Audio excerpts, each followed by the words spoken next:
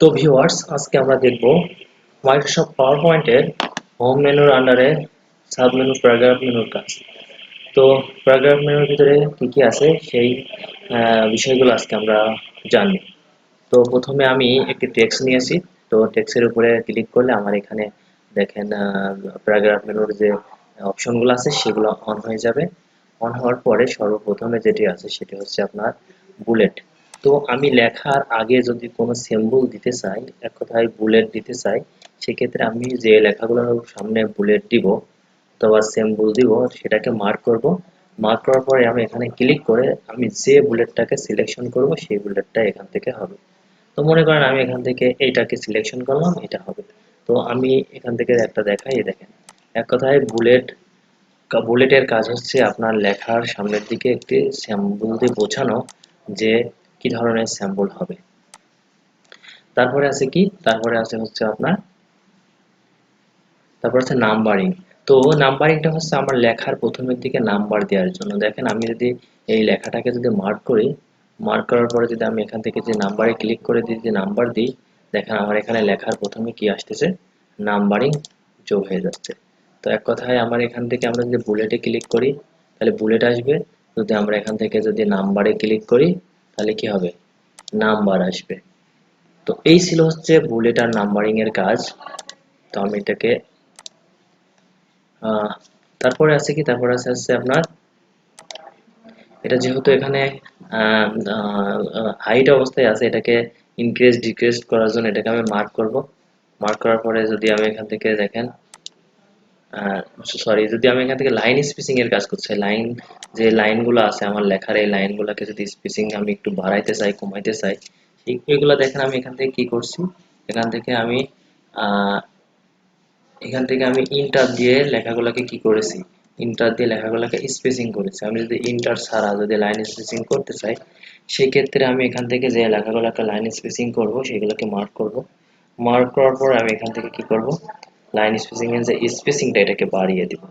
বাড়িয়ে দিলে কি হবে, আমার লাইনটা স্পেসিং হবে। দেখেন এখান থেকে আমি উপরের দিকে দিয়ে দেখাই, এটাকে ডিলিট করে দিই। দেখেন এখানে লাইন স্পেসিংটা বেড়ে গেছে, লাইন স্পেসিংটা বেড়ে গেছে। যদি আমি লাইন স্পেসিং কমাই দিই, দেখেন এখান থেকে কমে যাবে। তো এক কথায় এটা হচ্ছে লাইন স্পেসিং। লাইন স্পেসিং এর কাজ হচ্ছে আমার লেখার যে প্যারাগ্রাফগুলো আছে সেই প্যারাগ্রাফগুলোর স্পেসিং কমানো বাড়ানো। এরপরে আছে কি, এরপর আছে অ্যালাইন।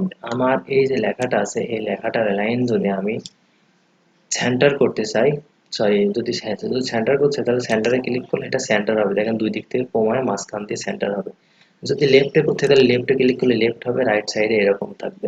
যদি আমি এটাকে রাইট সাইড করতে চাই, রাইট সাইডে সমান হবে লেফট সাইডে, দেখেন এরকম হবে। আর যদি জাস্টিফাই করে দিই তাহলে কি হবে, আমার লেখাটা দুই দিকেই সমান হবে। জাস্টিফাইয়ের ক্ষেত্রে কি হবে, দুই দিকেই সমান হবে। এরপরে যেটি আছে সেটা হচ্ছে আপনার রিমুভ কলাম। আমি যদি এই লেখাটাকে যদি কলাম করতে চাই, 2 কলাম অথবা 3 কলাম, এখানে বিভিন্ন ধরনের কলাম আছে, যদি কলামে রূপান্তর করতে চাই, প্রথমে আছে 1 কলাম, 2 কলাম। তো এই লেখাগুলোকে যদি আমরা কলাম করতে চাই সেই ক্ষেত্রে আমরা কি এইভাবে কলাম করতে পারবো।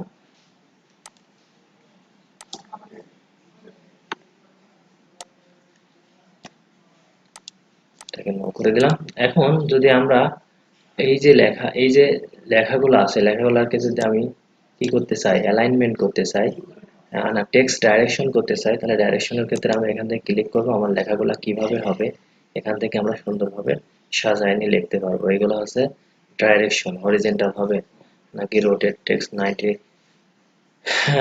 90 ডিগ্রি হবে, নাকি আপনার 270 ডিগ্রি হবে, কত ডিগ্রি হবে, এই জিনিসটাকে এখান থেকে আমরা দেখাই দিয়ে করতে পারবো। এক কথায় ডাইরেকশনের ক্ষেত্রে আমরা এখান থেকে ডাইরেকশন করতে পারবো।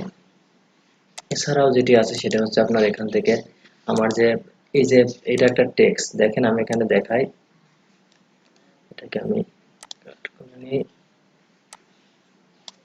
ডিলিট করে দিলাম। তো এই হচ্ছে আমার একটা, এটা আমার কি, এটা হচ্ছে আমার হচ্ছে একটা টেক্সট। এই টেক্সটের ভিতরে আমি যদি কোনো কিছু লিখতে চাই, তো লেখার জন্য আমি এখানে ওই লেখাটাকে কপি করলাম।